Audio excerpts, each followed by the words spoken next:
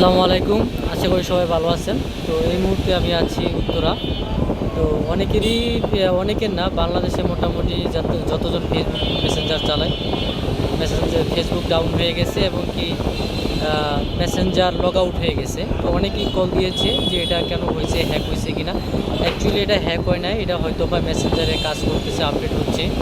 তো সব কিছু ঠিক হয়ে যাবে, এখানে বিভ্রান্তি হওয়ার কোনো দরকার নেই। এবং কি যে ফিশিং লিঙ্ক, ওই লিঙ্কে ক্লিক করারও দরকার নাই, কারণ এই সময়টা কিন্তু অনেকে ফিশিং লিঙ্ক তৈরি করবে বিভিন্ন মোবাইল হ্যাক করার জন্য, বিভিন্ন অ্যাপস হ্যাক করার জন্য।